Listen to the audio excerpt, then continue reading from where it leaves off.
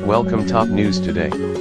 Friday, Ed wrote about CNN's big scoop involving a shadowy figure emailing WikiLeaks material full of Democratic emails to Donald Trump Jr. before the material was publicly released.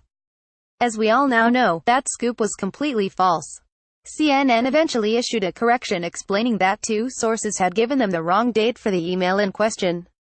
The actual date, 9/142/2016, was a day after WikiLeaks had put the information online.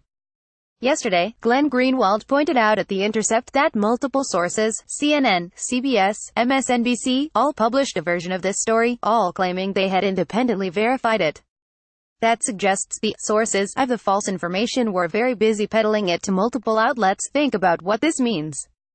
It means that at least two, and possibly more, sources, which these media outlets all assessed as credible in terms of having access to sensitive information, all fed the same false information to multiple news outlets at the same time.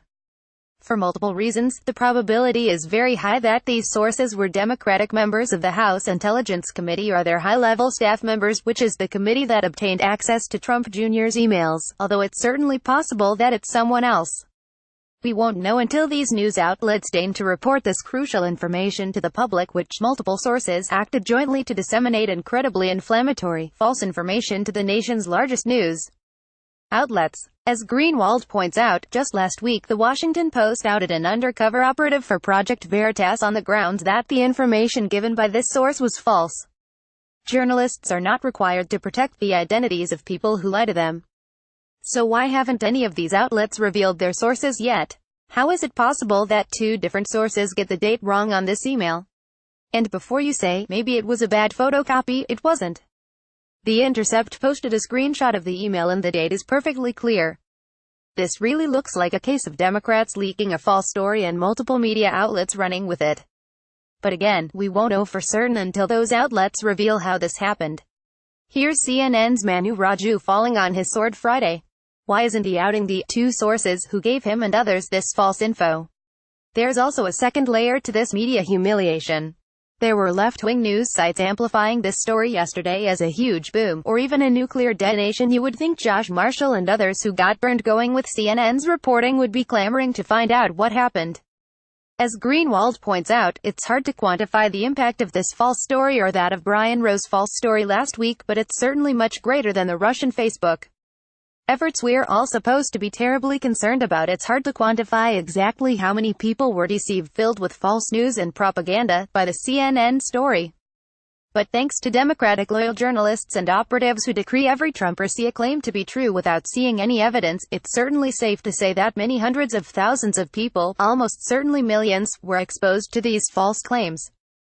Surely anyone who has any minimal concerns about journalistic accuracy, which would presumably include all the people who have spent the last year lamenting fake news, propaganda, Twitter bots and the like, would demand an accounting as to how a major U.S.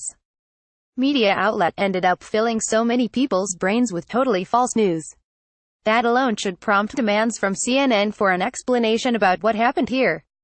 No Russian Facebook ad or Twitter bot could possibly have anywhere near the impact as this CNN story had when it comes to deceiving people with blatantly inaccurate information. Finally, that wasn't the only anti-Trump news screw-up Friday. Friday evening, Trump spoke at a rally in Pensacola, Florida. Dozens of people were tweeting a photo of a half-empty auditorium claiming Trump had been unable to draw a crowd. Most of the people circulating the photo seemed to be progressives with low follower counts. But Dave Weigel at The Washington Post jumped on board, tweeting, "Packed to the rafters."